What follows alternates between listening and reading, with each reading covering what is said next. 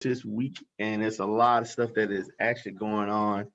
Where we've already had kicked off Monday. We had Joe Velasquez of Bank of America. He gave us a lot of information about using some of the products that Bank of America has and how we can actually double up with some down payment assistance programs in the area. We had Casey Thomas also, and he had some great things going on. He mentioned what the city of Dallas is trying to do in the upcoming few years. They're trying to build like over 440,000 houses in the area. So, and if you missed it, you missed a treat. So we're going to be uploading those videos to our NAREB Dallas YouTube video, so you can check that out. So I'm having technical difficulties trying to upload the Bank of America, upload Casey Thomas to the YouTube. So I might have to reach out to Perrette to make that adjustment.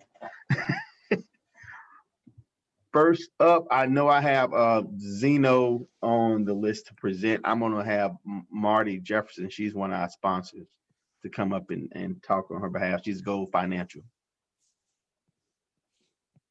Go ahead, Marty.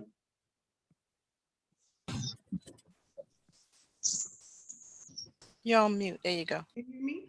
Oh, okay. Good morning, everyone. My name is Marty from Go Financial. Our office is located in Cedar Hill. I know the majority of you, and I don't really like to talk about mortgage programs too much because I feel like most lenders have the same foundation. We all have a few caveats. So, a few good things about Go Financial, a Cedar Hill office. We are on the south end. So that's one of the good things. We represent the South, though we go all over Texas. And a lot of people don't know, I know mortgages from cradle to grave. So I have been a trainer, an auditor, a risk manager. I've been in originations, I've been in short sale, I've been deed in lieu. So I actually started in originations, went over to corporate for several years, and then came back to originations about 5 years ago, where I'll stay until I sit it down somewhere. So we have probably about 40 or 50 years of experience just in our office, and a wealth of knowledge. So that's one of the things that I wanted to talk to you about our office. But I found an article, and this article was really interested. It talked about the top reasons to buy a home in 2021. And I'm just going to briefly go over it. Mortgage rates are at a record low. They've fallen 16 times last year on a 30-year fix. They continue to fall below 3%. Working from home. So remote work is a new normal for many businesses, and it's lasting longer than expected. So there's some flexibility for realtors with working remote, because if the people are remote, then you can actually go out a little farther when it comes to finding them houses. They don't have to stay right here in the city or close to a job. More outdoor space. So I know for me, my priority was creating this outdoor space that I can go to, but it says that um, more households spend almost 27% more of their time in their outdoor living space over the past year. This is a trend that's expected to grow in 2021 and beyond. To renovate or not to renovate, while we know that new home sales are on a rise, there are still people that like fixer-uppers, and so they want to renovate. And so we have a few programs that we can use, conventional and FHA, if they decide that they want to buy a fixer-upper and renovate. The other thing, and depending on what your needs. So it says it's recently come to light that many homeowners also would rather buy a new home than go through the process of fixing it up. It says that it was 44% of home purchases were new because they were avoiding the renovating. Depending on what needs to be addressed, a lot of buyers want to skip the fixing up and they want to just move right in. But you still have a lot of people that want to get a little bit more bang for their buck while the prices are rising. So renovation is still an option and something to push. That's all I have, unless somebody has questions. Appreciate it, Marty. And you're right. I'm extending my patio out now, trying to enjoy some of this outdoor living. So I agree with you. I'm one of those that they're talking about. Right, absolutely. Me as well. So if we can work outside, we work outside. But I And just thought that was a and really Carol. I do. I'm a yard baby. That's how I hurt my foot last year in the oh yard. my goodness. Hey, any guys have questions for Marty? All right. Okay, Marty, you mind providing information so the group can get in contact with you?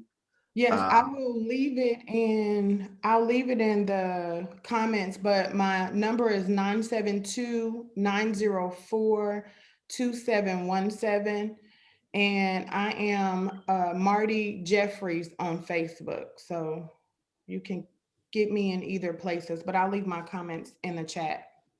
Okay, I appreciate it. Next up, I have the man of the hour, Leon Zeno. I know it's the tax time has gotten extended, and I know he has a wealth of information to pass on for us being business owners, as well as entrepreneurs, of what we can do, how to handle our taxes, if for those who have extended for June as well as October. Go ahead, Mrs. Zeno. Okay, good morning, everybody. How are you all? We're doing great. All right, and I apologize. I'm in the car. I've got meetings stacked all day, so I'm doing this while I'm driving in the rain. So if I keep looking away, y'all, I'm only doing it for my safety. So Okay, appreciate it. Please be but careful. hey, I wanted to kind of just quickly touch on again. The last time that I was able to visit with you guys, I was talking about how important the structure of the businesses are. And a lot of agents don't have the ability, or their brokers won't give them the latitude to allow the commission checks to be paid to their entities. So there's a piece of tax code that we've been applying that allows agents who we properly set up to move that money from their to an actual company, incorporation S corp, so that it actually comes off of them and is reducing their tax liability.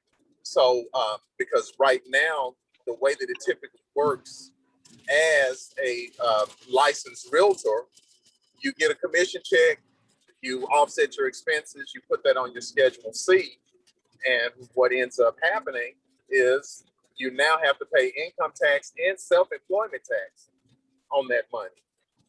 Once we make these moves to change that entity classification, we now are able to only pay income tax at a much smaller tax rate, and we eliminate self-employment tax.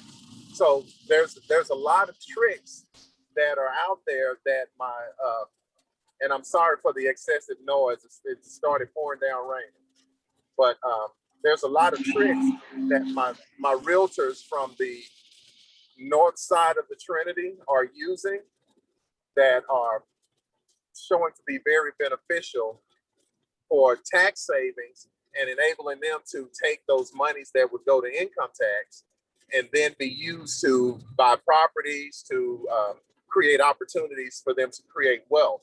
So I just wanted to put that out there, and again, to stress how truly, truly important the proper setup and structuring of your businesses are, because you work really hard doing what you guys do. And I honestly, I've watched Monty, and I've known him for years, and Pat and some of the others that are really, really involved. And I couldn't do what you guys do. You work hard, you pound your head against the walls, you guys show people houses, they're not grateful, they're not respective of time. And then at the end of the year, when you've had a good year, the government is standing there with their hand out wanting to take 25, 30, 40% of your money. So I just don't necessarily agree with that. And they've provided some tricks, if you will, some loopholes that we need to start taking advantage of as a group of people who look like we do, and start to really, really make some things happen in a positive way. And so, and that's really what I wanted to talk about.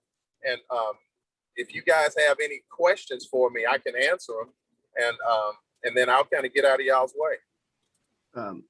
Anyone have any questions for Mrs. Zeno? Please unmute yourself. I do.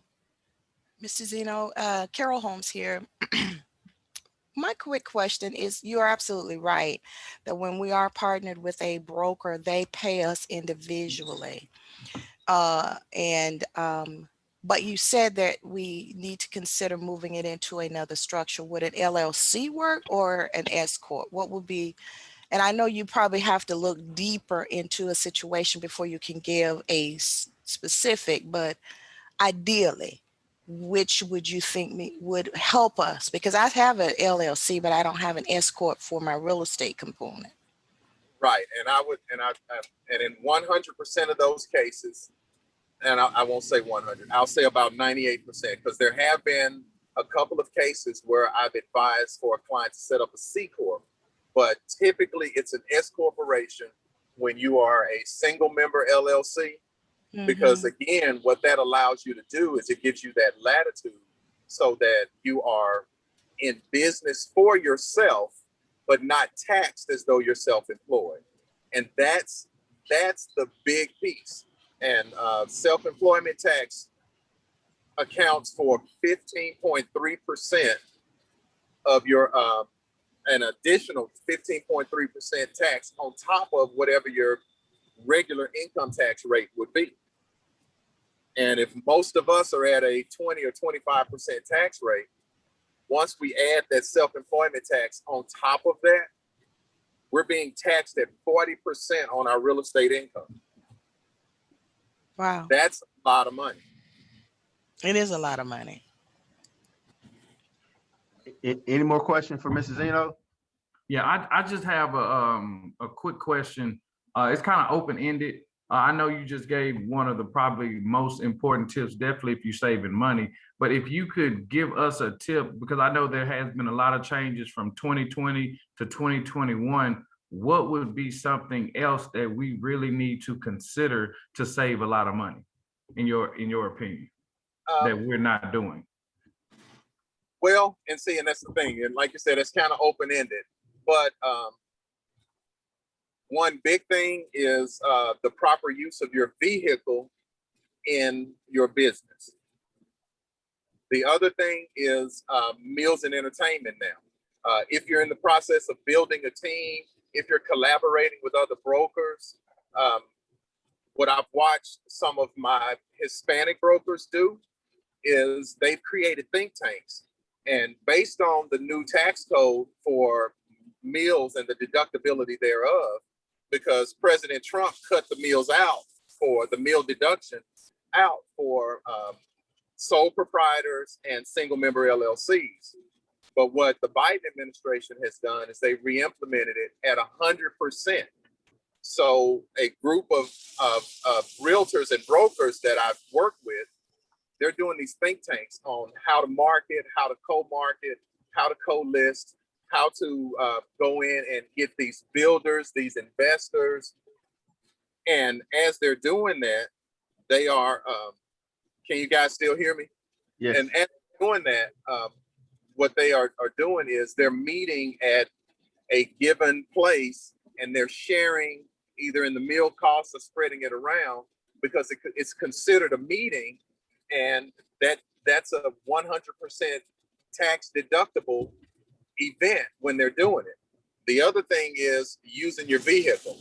If you have access to another vehicle on a regular basis, I would plug my one car in that I use in my real estate business, and in 100% of the cases, I would have everything that I do be a part of that business. Every time I drive that car, every time I crank it up, it's something related to real estate.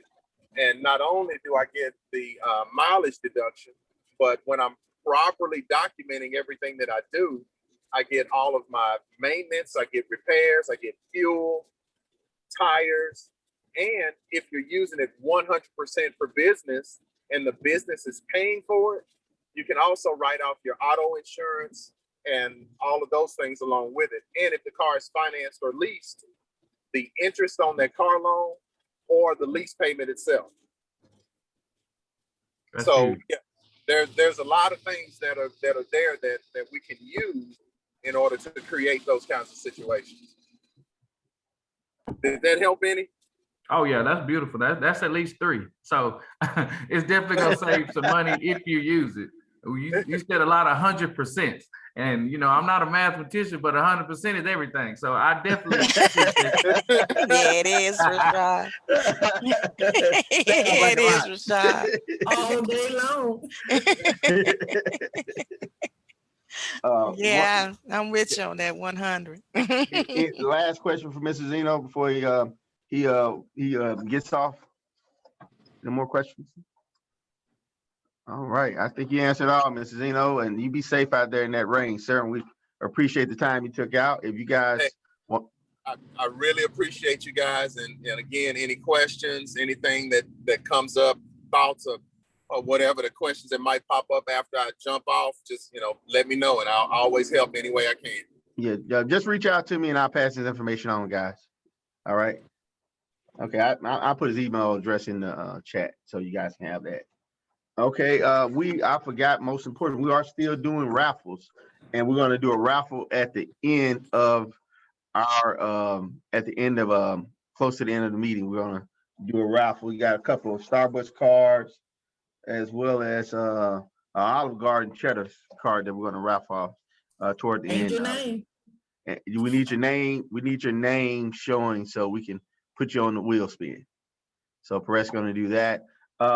A couple of things I want to go before I let we had a couple of builders panel, but we only have our realtors only always comes through Barbara Mitchell. So she'll be the only builders panel that's going to be speaking today. And we love Barbara's family. So before I bring her on, a couple things.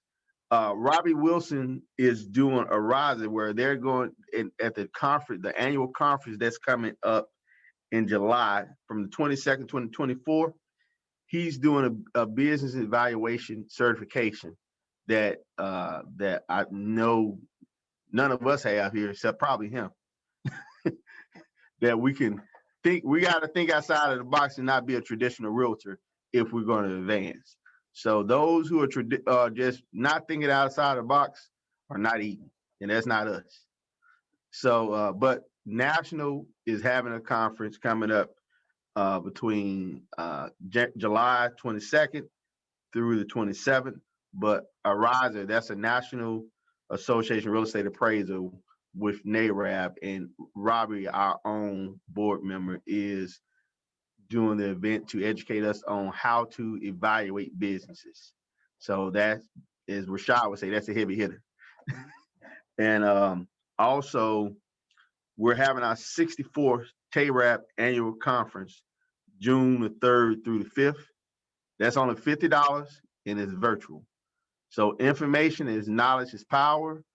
And we want to share, and we'll welcome sharing information if you're a financial member, number one.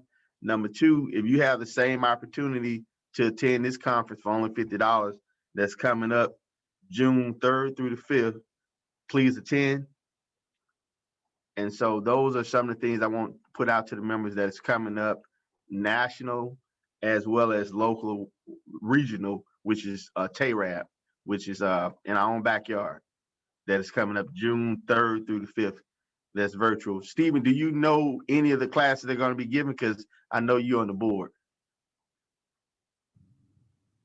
As of right now, I do not, Monty. Okay, no problem. Okay, I appreciate it.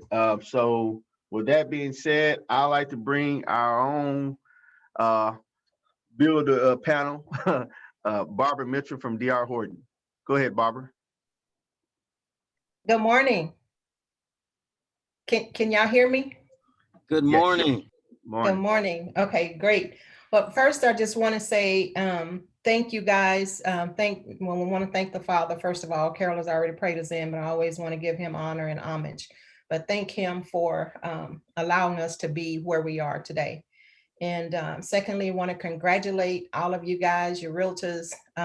My hat goes off to every one of you, because right now we're in such a wonderful, unprecedented time, but it's still great and good. So God is in control of all of that, and he's going to keep us, and he's going to lead us through and get us through all of this.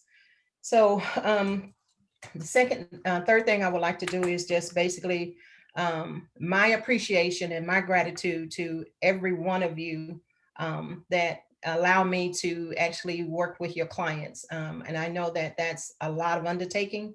So I appreciate you guys. And then I'll share, I think everybody's already heard where my numbers were for last year, but they were just off the chain and phenomenal, but because of you guys. So I wanted to thank you guys first before we get into D.R. Horton. Guys, I know that you guys have been hearing a whole lot of stuff out there about we're not building anymore. We can only sell one home. We can only do this. We can do that. It's a lot of stuff going on. So as we go into this new protocol that D.R. Horton has, which is going to vary from community to community. So every community is not going to be the same. Right now, I'm still on hold. Technically, normally I would have already sold out this second, third phase that I have, but because we have to strategically make sure that we can get you guys, your buyers, the cost that is costing us to build homes now has just gone off the roof. I know you guys have heard about a lot of that. The supply chain, of course, like we've been hearing, is just still broken. We're struggling trying to get suppliers to get supplies to us and get a pricing. So previously in the past, D.R. Horton has always been a builder where we would open up a community, we'd do pre-sales, get your buyers on contract in the beginning stages, and then as prices went up, well, we would get the customers in at that time. Well, that's no longer. We can no longer do pre-selling in a community. What that means is now the protocol has changed where we have to wait till we get to a certain stage even before I can sell. For our division, which, we have a Dallas division and we have a Fort Worth division. So for our division right now, until we have a foundation on the ground, I'm not able to sell. So that is frustrating a lot of you guys because there's no pre-existing properties out there. Now the new market property, they have dried up as well too. But once we get through this initial protocol of being able to sell that foundation stage, it'll start to flow like it normally flowed before.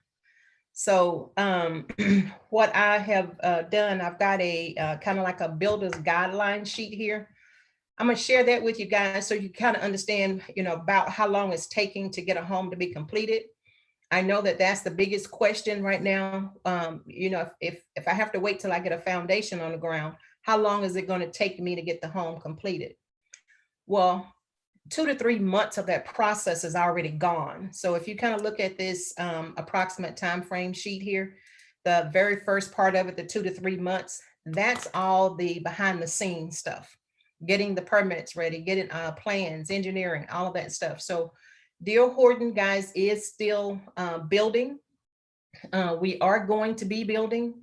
It's just a matter now of timing. So that first section right there, getting all that stuff done, permits, design center, getting the team meetings done with the buyers, so that we can build a home that they've selected, reviewing the plans, and then we start construction. Well, now if you go to the next section there where it says slab stage, that's where I'm going to be able to start selling as soon as that slab is poured. So if you go down that slab stage, we're going to have to grade the lots, get surveys, inspections, get the plumbing in, and then we pour the slab. Right there is where I can start selling. So from there to completion is an approximately 90 to 120 days, because 2 months of that process is already gone, right? So once we get the slab poured, we're going to be about 90 days to 100. This is in a perfect scenario. But now, of course, we still got COVID out here. We still have vendor shortages out here. We have labor shortages. So we've got a lot of shortages. We are experiencing a lot of frustration, just like you guys are, because you can't find homes. So I'm going to ask, bear with us. We are going to get back on track of being able to open up communities, and you'll know what we're going to do, you know, how many homes we're going to have, the pricing. Right now, the biggest issue that we're running into is pricing and supplies.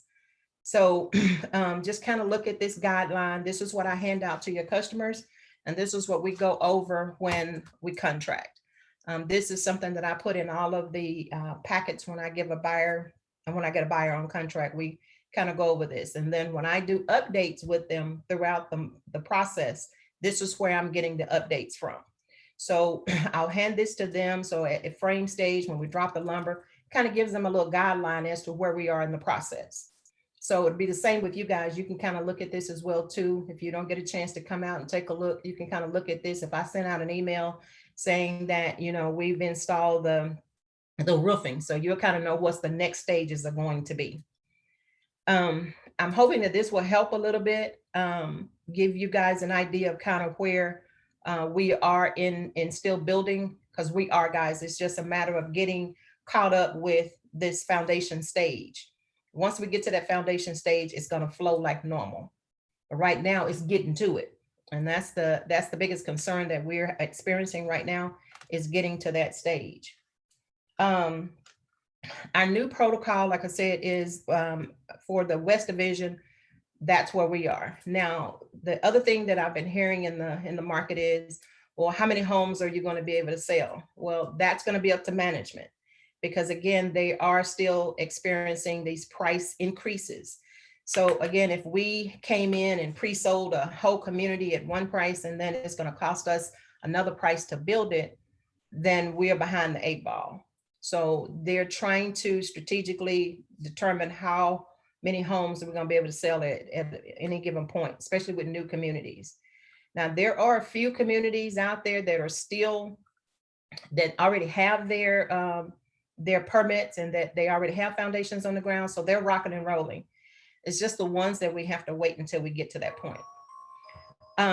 So the other part of that is the huge part of that is pricing, guys. Until I actually have my management meeting with management, I'm not able to really give you a price point right now. I've been estimating and seeing prices as they go up on a monthly basis, and kind of adding that price to what it was when I stopped selling back in November last year. So that's how long it's been since I've been out of new homes to sell in the Magnolia Meadows community. And some of my other sales partners, they're kind of sitting in the same boat. But again, once we get to that stage, then we're going to rock and roll. I'm sorry, I just saw a question in the ordinance that these homes now 300 in my community. Well, I don't know that just yet. I do have a good feel for that. We will definitely have homes under 300, because I have 13 different plans, and 9 of those are 1-stories. So the smallest one that I have right now is 1681 square feet. And when I stopped selling back in, we'll say December timeframe, December, January, that house was already at 262. So we have a couple of more months to wait. And I've been kind of noticing on average, we've been going up about $5,000 a month. So with that 1681 square foot home, I'm projecting that it'll probably sell around 272, 275. So, and then the others up from that, you go up probably another 5,000 for each plan that goes up, because the square footage goes up. What I can do, and I didn't think about this, I'll send a copy of the plans that I am going to be selling in the community. We don't have paper on those plans just yet, so we still have everything out on the website. Guys, and I'm going to be very brutally honest with you. Zillow, Trulier, and all these other guys, point your buyers back to D.R. Horton's website. That's where the most accurate information for D.R. Horton pricing is going to be, because these other guys are just not up to date on where we are. We do work with those guys, but they are behind. So point your buyers to the D.R. Horton website for that particular community. That's where they're going to get the accurate information. Because I get texts probably 5 or 6 a day that Zillow has said, oh, you got these prices and here it is, come get them. Well, unfortunately, that's not accurate. So just point them back to the website, and I'll put my website on here in just a minute. The other piece of that is that we definitely are now what we consider a primary, we are an inventory builder. So you guys know the difference in the products. We have the Express product, we have the D.R. Horton product, we have the Emerald product, and then we have the product of the 55 and up. Well, primarily most of those are going to be inventory. And what I mean by that is because of where we are in the market, that we have to make some choices up front so that we can continue to build. Like brick right now, guys, is like getting into Fort Knox. You can't get it. So we've ordered brick way in advance so that we can have the bricks available at the time when we need them to put on the homes. So when your buyers come in, they will not be able to select brick in most of the communities. Now, there are some that you still might be able to, but in most, you won't be able to.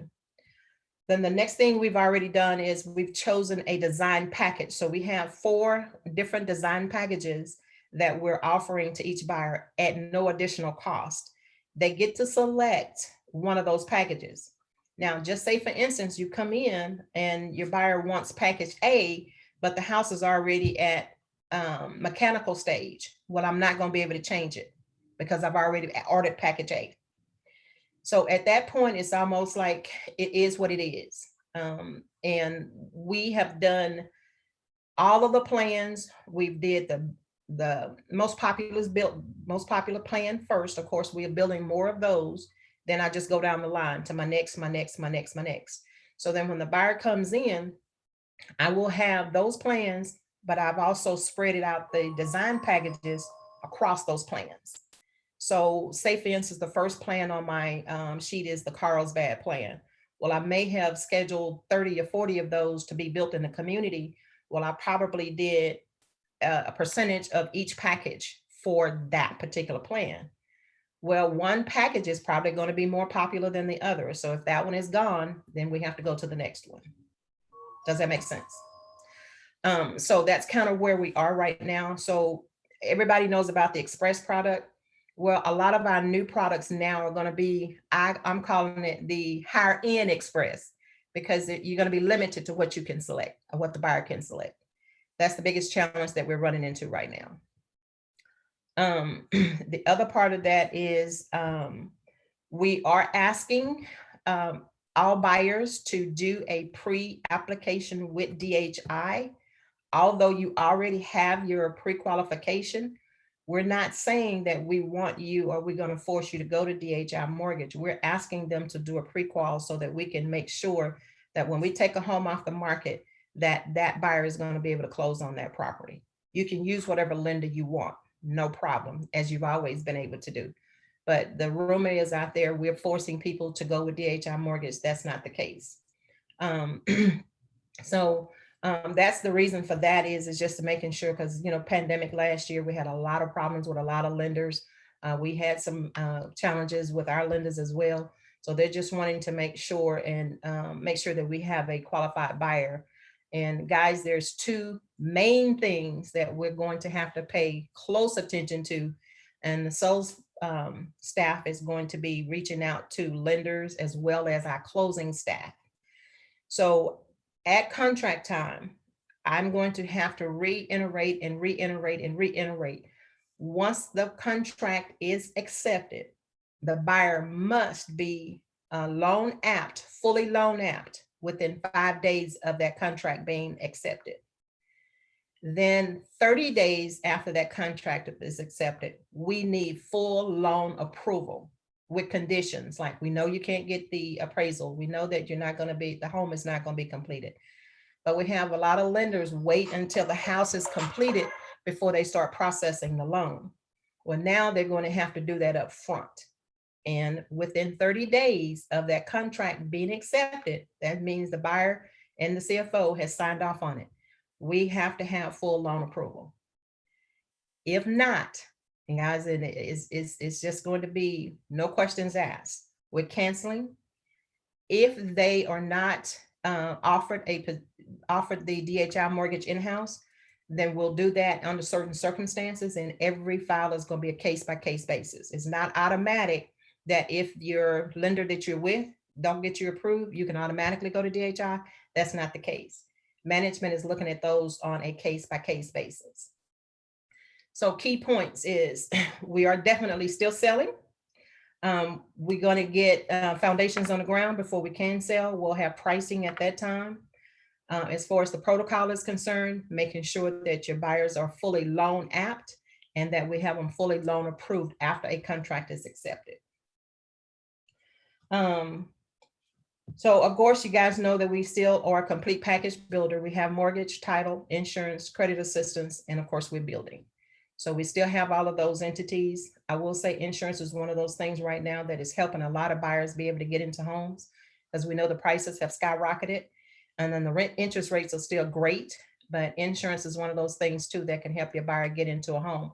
So say for instance, if we need 30 or 40 bucks, well, we'll say another insurance company may be charging 150 bucks a month. We may only charge 100 bucks a month. So now we've saved that buyer 50 bucks, we can get them in the home. So just something to think about. Again, we're not forcing anyone to use any of our entities. It's just that we have the information there. We have them there to be able to help buyers, help you get buyers into homes. Let's see. I know I've covered a bunch. Is there any questions? Because that's pretty much all I have. Just kind of want to let you guys know we're definitely still building. We're out there. We're trying to get you guys some homes. So, and we're trying to get them to you as quickly as we can, because we know it's stress and strain out there for everybody. Any questions before I close out? Thank you, Barbara. You gave a lot of information of what we're up against. Do you see us coming out? Do you have an idea when they might do a better job with the bricking? Do you have an idea? We have no idea, Monty. This has been an ongoing issue for over a year. We've just been able to, pandemic hit us, but it didn't hit us as hard initially because we already had, as D.R. Horton, you know, we're a large builder, so we have a little bit more buying power. So we already pre-order a lot of stuff in advance. Well, now because the freeze that happened back last month has actually hurt a lot of vendors. Like right now, the radiant barrier, the tech shield that we put on the roof of the homes, Right. We just found out that that's limited supply. So we're having to change that protocol and to do something different to make sure that. Do you know where we're getting it, where we're getting the bricks and the roofing from that's making an impact? So we just know, have an idea. Say that again. I'm sorry. Where are the vendors located? Where they're behind on material? Well, we have 4 brick makers right now on contract. We got CBC Brickers, we got Meridian Brick, we have oh my gosh, I can't think of the other one. It's a smaller one, but most of them are local. One of them is in, I know that's in further south in Texas, but most of them are local or in Texas. Meridian, and we don't use Acme anymore because they have been a long time. We have not been able to get, you know, on time product from them. So we have 4 vendors on contract right now that we're using. Like if one can't get a brick, we go to the other one. If that one can't get it, we go to the other one. And we're doing this up front. So we have a team that's managing that. We have an inside design group that's managing when we know a brick can't, they're not gonna be able to get a brick to us, we're changing it immediately. Like I got 5 yesterday, I had to change from one brick maker to the other brick maker. And I haven't even started selling yet. Yeah, and one question was from Perrette was, does that mean the added cost based on the contract they have to agree to the cost? So is once our buyers are contracted, you're contracted. That's not going to change. All of these are, and that's why they're holding off on contracting buyers because of some of these issues. And if we have to pay more, then we're putting that cost in before we contract a buyer. Stephen had asked, does that mean the earnest money is the same or they're going up on the Great question. I don't know just yet. I'm going to suspect and say, yes, it is going to go up. Initially, I was anywhere from 1,500 to 2,000. Right now, we're estimating between 2,000 and 3,000. So translation, they want buyers to have more skin in the game. Translation, that's exactly what that means. All right. Because buyers are happy, they go out, they find something else and they want to, and buyers should have a choice. But you got to think it from a business perspective as well. You're counting on that particular buyer to close on a home, so that's kind of where, It's an emotional to be honest thing. with you, yep, that's what that means. Is there another one in here? Going prices, construction. Any more questions for Barbara? If Okay. there's no more questions, just one last thing I just want to say to you guys, I want to appreciate you once again for all of your partnerships, our relationships. I don't take them for granted, guys. I appreciate you so very, very much. And just to kind of share, if you haven't heard, Miss Barbara was the #1 salesperson for last year. Woohoo. Yes, congratulations. My own record last year. The record was right at 109. Last year it was 172. So that was pretty much almost, I haven't verified that yet, but that was pretty much the record for Texas. So just wanted to thank you guys, and I wanted to share my award with you. I don't think you can see it, but here it is. God is good and great. Oh, congrats. That's congrats. That's awesome. awesome. So thank you guys. I appreciate you so very, very much. And, We do have Barbara, some we thank challenges you for the here, but information, so we're we'll gonna know. get We appreciate you, Barbara, for the information, so we'll know the struggle's real out here as we Very work with real. our buyers. It's It's very very real. real. very real. So we're grinding our teeth, and we need to know this information. So, and bring our buyers into realization that the market has changed. Absolutely. And we appreciate you being on the forefront to educate us on the knowledge base, so we can take it home and tell these clients, hey, they need to come ready. You ain't playing with them. Absolutely. Yeah, Because come correct. Come correct. Come correct. Come Yeah, the correct. last little thing is too, is that as we're opening up communities, that process has changed as well. I don't know if some of you guys have heard about a raffle system that's been going on. I've heard of That's that. possibly what's going to happen. So what we're going to do is we're going to market to the realtors, and we're market to the buyers. So everybody's going to be invited at the same time. You're going to come. We're going to have so many homes available. They're going to do the raffle system. I don't know how it works just yet, guys, because I've never done it. As soon as I find out more information, I'll get that information back out to you guys. Okay. I'm estimating and suggesting that we're possibly going to start selling in June, because I'm having my meeting with management next month. So hopefully we'll have homes on the ground ready to sell by June, maybe mid-June. Okay. All right. Appreciate All right, it. thank you. Last question Stephen had, and then we're gonna bring Miss Redwine in. Go ahead, Stephen, please. Hey, Barbara, by the way, we know how hard you work, and it definitely shows in your efforts for 2020. The question that I have is, I'm starting to get information that builders may start to treat new construction like pre-existing inventory, where they have multiple offers for new construction and that sort of language. Are you hearing anything about that, or what's the conversation behind that? Okay, so there's two processes. The new process on building homes from the stage that we're at, that has not changed. If you guys remember, we had what we call hot homes or hot sheet homes. Well, those hot homes is going into a pool for multiple offers. And it's just those homes that can close within 30 to 45 days. So what'll happen is, like right now, if I had a client that couldn't get to the closing table and the home is ready to close, they would take that home and put it into the pool and put it into a multiple offer situation.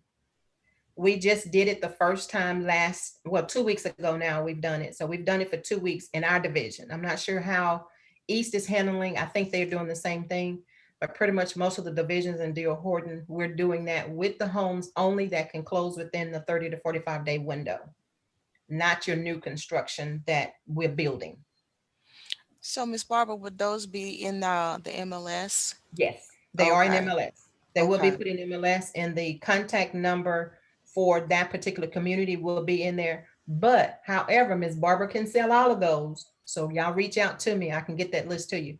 We only have 2 right now. So that list usually come out on Thursdays or Fridays. I haven't checked this morning. Well, let me check real quick and see if we got a new one. I don't think we have any because we only have just those 2 homes. They may have elected not to do it this week because we're just down to no inventory. Yeah, I don't see a new sheet just yet. Normally, it's afternoon that it comes out. So when I see it, what I can do is, Monty, if you like, I can just do the sheet and send it to you, and you can get it out to the You group. send it to me and I email it to the Okay. members. Appreciate Sounds it. good. And And that's what I can do each time if y'all would like me to do that. That way you can see it. As soon as I see it, I'll get it put together and shoot it out to you. okay, and I will make sure we send it to the members. Gotta be financial, so. Yep. Yeah, that's And the guys, thing. the other part of that though is if the buyer do bid, so say the house is 280 and they bid 290, they have to have that extra 10 grand up front as earnest money. Uh-huh. Okay, all right. Mhm. Because of appraisal issues. Yeah. Indeed. So we're Okay. calling that a full appraisal waiver. Exactly. Okay, so all right then. Up front. You educated us, so we're grinding our teeth, Barbara. We appreciate all this You're welcome. information. I'm It here was more, it was more than I was asking for, but you gave it to me. And I thank Yeah, Okay. that's what we needed.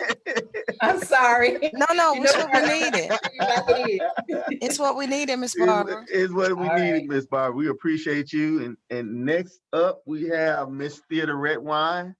Are you ready, Miss Redwine? I'm ready. Go ahead, Miss Okay. Redwine. for All updates. right. Since we're talking new bills, well, I'm going to keep that flow. So as we all know, we had a rough storm last night. Mhm. If you're representing a seller or a buyer, you might need to make sure that roof is okay prior to closing. As you know, when one files an insurance claim, they've got to give a date of the occurrence.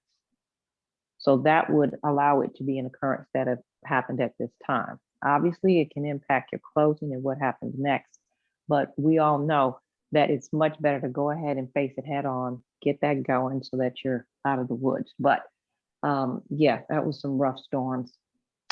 I wanted to talk to you about the locks. I've had a number of clients who are on locks on new home construction.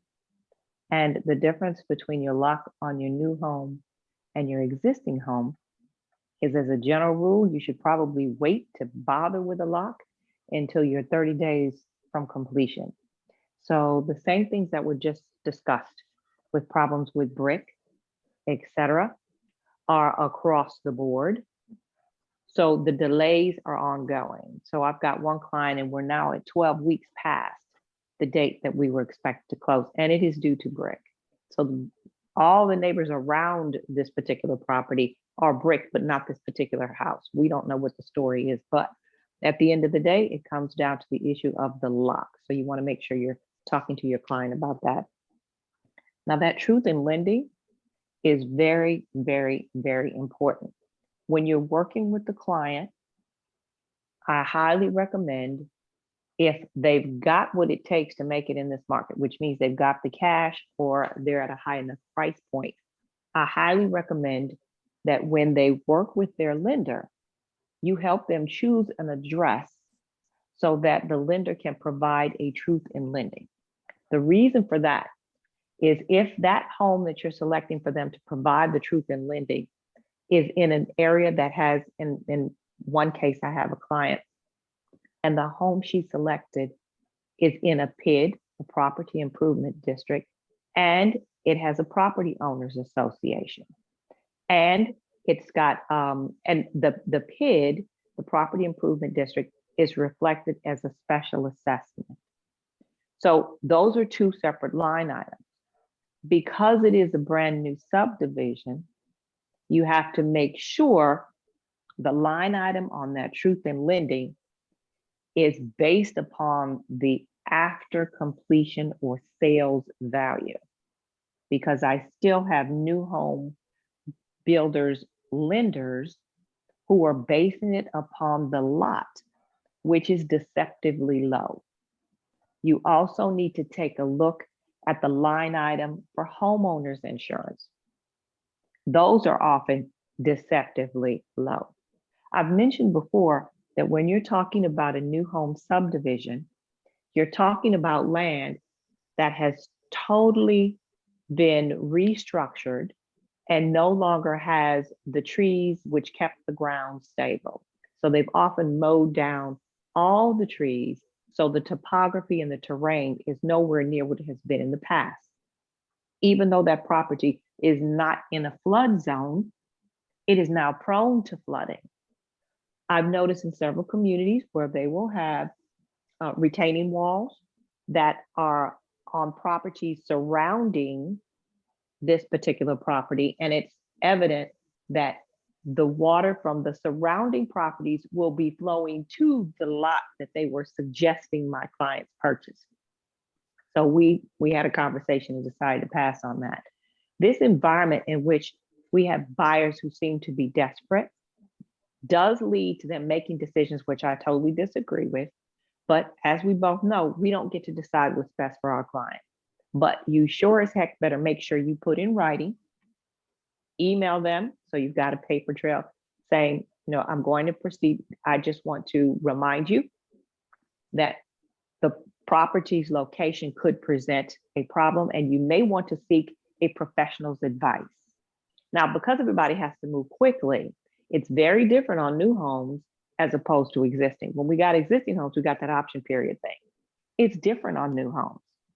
Many of them, I've actually had one who said she was going to do that thing where you put in a contract on two different properties. She was going to do that. And she was willing to lose the $4,000 that she had to put down as earnest money. I've never seen this in my life. I personally think it's absurd. I've shared with my clients that if they're going to invest that type of money and effort, and if they're going to be going over 400,000, they need to make sure they plan to live there for at least 7 years. It's going to take a minimum of 5 to 7 years for that to be right side up. We know that this is a false bottom, and the amount of money that's being paid for this home greatly exceeds what it's worth. Now, I'll be attending another Federal Reserve meeting in the next couple of weeks, but the Federal Reserve has repeated again and again, they do not intend to have any massive increases in the interest rate. We do anticipate a 2% increase in the inflation rate, but we do not anticipate an increase in the interest rate. So I'm sure you all heard Lennar was at 2% commission a couple of weeks ago. They're now at 1%. Now, as you're working with your new home buyers, given the amount of cash they're having to outlay, as we all know, commissions are totally negotiable. If you're an agent, you must talk and work with your broker as to what commissions you will be accepting. And if you have a buyer's rep agreement, you need to get clarity on that. I personally very seldom, very, very, very seldom use a buyer's rep agreement. This is an environment in which you're going to have to do that because these buyers are willy-nilly and they may drop into a new home subdivision. And although they've told you they're interested in paying no more than $250,000, I've seen them drop in and pay for 100. No rhyme or reason. I definitely believe they don't fully understand because the truth in lending is not in play. So they are looking at something online like at realtor.com that will have the principal and interest, and it might have an estimate. But if that estimate, as we mentioned before, doesn't include mortgage insurance premium, or if that estimate doesn't include, as I mentioned, the PID or the Property Owners Association, they're going to be off. Now, I have noticed in the last couple of weeks, there have been a number of properties where there were multiple bids that are back on the market. I believe they're back on the market because the broker didn't know how to review those offers and that the buyers didn't understand what they were agreeing to. So they didn't understand what it meant when they agreed to a waiver of the appraisal. They didn't understand that when you bid over, you could very possibly get your option period in place. And then within that 14 days, find out you can't qualify for what you asked for. So with that in mind, you really have to be on your game if you're representing the seller or the buyer. If you're representing the seller, you're going to have to be highly conscious of the importance of speaking to whoever the lender is on your top two candidates. Hold the conversation, ask them to verify that this individual actually has the cash in the bank, not that they're going to go get it from somewhere or borrow it from a relative after the fact. So we're also seeing a number of existing pre-owned properties where they need the lease back. They need the lease back because they're buying the new homes we just talked about that are delayed. So you have to make sure your client is fully aware of the fact that they are going to be providing a lease back on a home where these people may not be getting out for a while. If you don't get that into play, you're going to have heck, and your clients are going to be blaming you for it. So, word to the wise, I despise the lease back situation. This, however, is an environment where there's not much else you can do. But what you can do is on that lease back form, make sure that the get out date has a price in there that justifies them getting out. Now, that could mean you lose the contract, but you're going to have to make sure the client fully understands what is ahead if they choose to throw caution to the wind, offer more than the property's worth, agree to pay the cash, do something really foolish like waive the option period, because that's the environment where we're in. It's just mass pandemonium. I've never seen such foolishness in over 30 plus years in the industry. I am at a place where I actually told the client yesterday, I think they needed to go with the wife's friend as a agent, simply because I'm not showing them any more properties that they'll never get. And the reason they'll never get it is they aren't waiving that appraisal. I don't think they should, but they're wasting my time and theirs with hopping up and running to show a property where there's no way they're going to win the bid. So I just had my fill, and I sent them a copy of the form and said, this is just a reminder, although we talked about it before, this is why you have not been successful. And so I provided them the form that showed that. Now I'm gonna switch, and there's one more thing I wanted to share. There was a new home subdivision, and it's in Grand Prairie. And I want to say they're called, I probably shouldn't say the name of them, but it looks like a mom and pop shop. It's something new. And I saw the open sign and went to check it out. And it's in a neighborhood where the average home price is probably about $215, something along those lines. But they have this one little block that they've developed of new homes, and the homes are okay. And the home that was 2,200 square feet, they want $449 for. And the agent was late, chasing me down because he saw I was headed to walk in and take a look at it. But they aren't selling. If you see new homes that aren't selling and they're 440, you really got to ask yourself what's going on here. I don't see how those would hold. You do have to ask yourself, should my clients, or should I be bringing my clients to a builder who is not proven? Because we have a lot of new builders that are showing up on the scene. And if you have someone who isn't backed with the ability, and just like as Barbara was explaining, they have all those forces. They are a national entity. They have a reputation at stake. You've got to ask yourself, am I bringing my clients to a builder who won't be here when the problems surface? When we start to see that there was a problem with electrical, or there was a problem with even with issues such as the backing.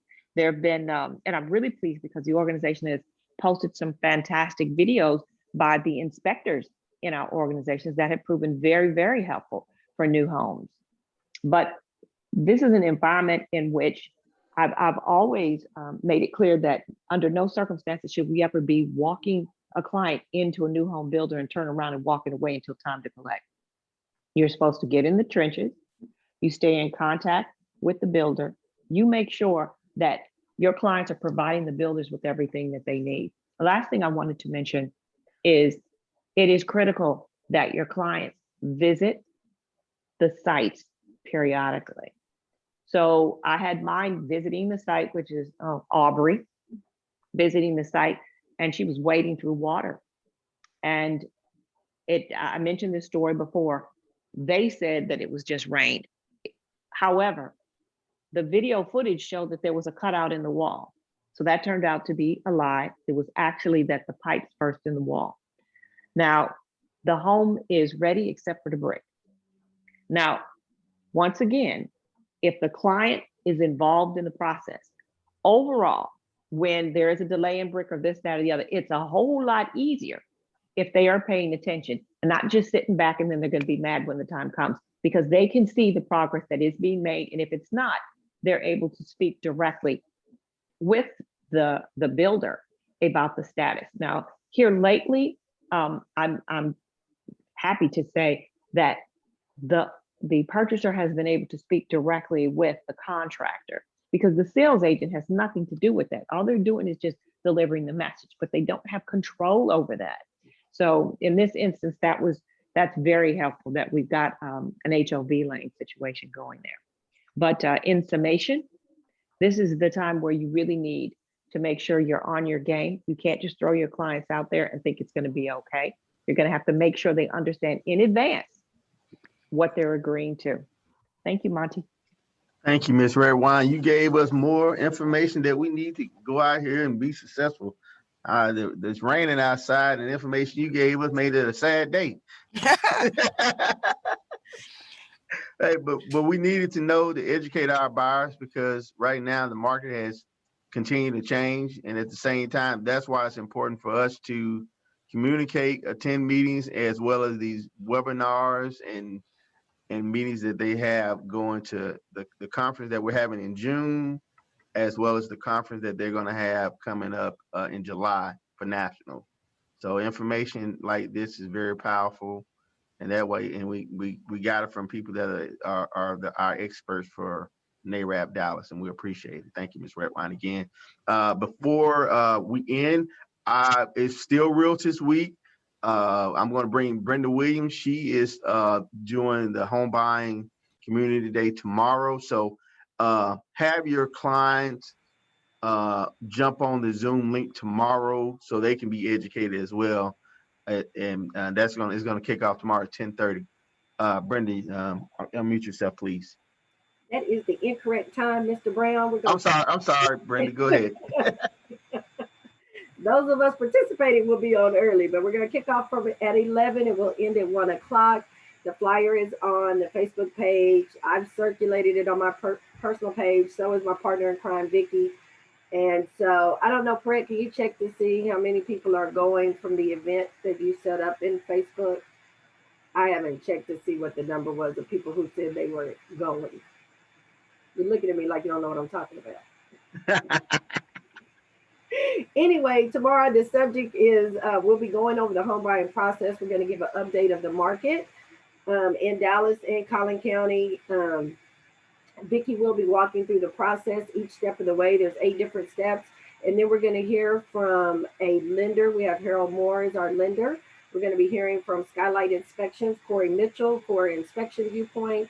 And then our very own Kelly Houston for Good Fit Insurance will be giving in the insurance perspective. So we're trying to cover everything from A to Z for the home buyer in this crazy market to get them prepared to be able to go to Miss Barbara Mitchell and be able to purchase that home. So that's everything. And we will end the day with some raffles at the end. So please invite your clients and any interested who think they may be buying in the next 12 months. They need to start getting educated on the process. Oh, all right. She said we got 9 so far, and then we'll just see what comes from when we circulated it on our own outside of the event itself. So. Sounds great. Appreciate it, Brenda. Okay. Next up, we're going to do a raffle. I got 3 Starbucks cards, and we have an Olive Garden Cheddar's Yard House $25 gift card. Perrette, you have been made co-host. Go ahead, have your way, but make sure your names is revealed so you can actually participate. If not, I'm taking it on behalf of the name not being showed. I don't think that's how it's supposed to work, but okay. Oh, I'm sorry.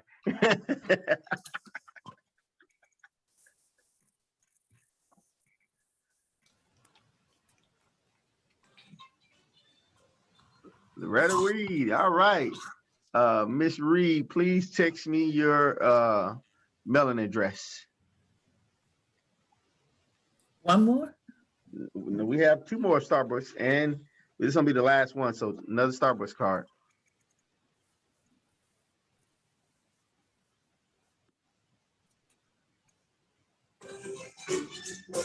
Man, I already lucky, boys. She won the other day. Well, I have your information already, Miss Ira. So there you go. You'll have that in the mail too. We almost got Marty in there, but you know, just it slid on to the right, you know. Thank you. Yeah, lucky Ira.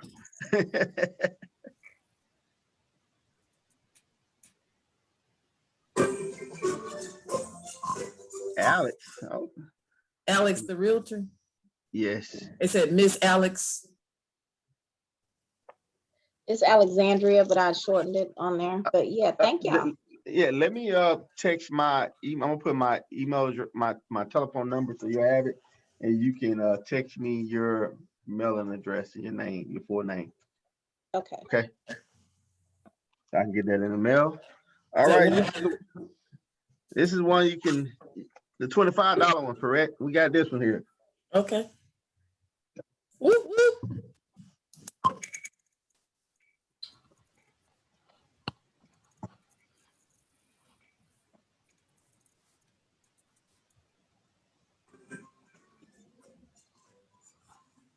Courtney Kelly. Oh, lucky Courtney. All right. Well, I got yours in office, Courtney. Congratulations. All right, guys. That concludes our monthly meeting. And next month, we're having Bill Petrie. He's going to talk about the engagement. Let me make sure I'm second. They changed up, but it'll be more like civil engagement.